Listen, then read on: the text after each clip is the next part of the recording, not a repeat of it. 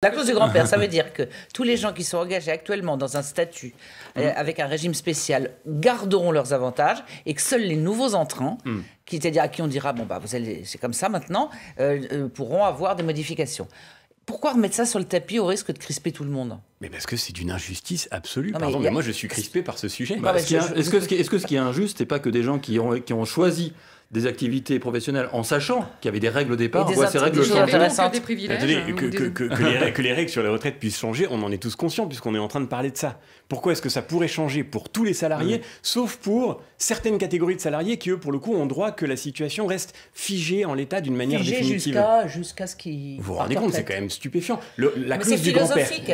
Mais c'est philosophique, bien sûr. Voilà, c'est-à-dire que... C'est budgétaire aussi, bien sûr. Mais c'est d'abord une question de justice. Alors, attendez, pardon, mais ma génération, Allez-y. qui va hériter quand même d'une dette qui va représenter, j'en suis convaincu, un sujet majeur à traiter. On l'a tous oublié, mais cette question, elle va revenir sur la table un jour.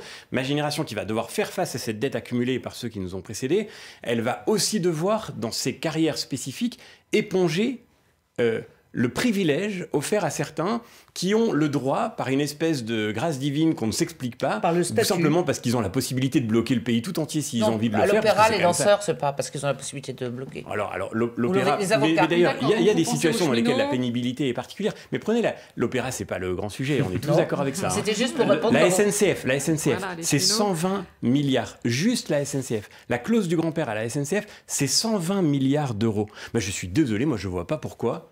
Moi, je paierais pour le fait que ceux qui ont acquis un statut, au motif qu'encore une fois, on le sait très bien, c'est une question de prise d'otage potentielle. Pourquoi est-ce que la SNCF s'est pas tellement illustrée dans les grèves de ces dernières semaines? C'est parce qu'effectivement, les gens qui font vivre les syndicats à la SNCF n'ont pas trop envie qu'on aille regarder dans Donc les vous dites avantages qu'il faut acquis. aller Je suis droit désolé, sur le moi blocage. je trouve ça très injuste. Vous affrontez les et je me blocages sens et faut prêt y à aller. lutter contre les injustices, y compris celle-là. D'accord. Et vous regrettez le système Macron 2019, le permis à points, finalement. Moi, La retraite à points.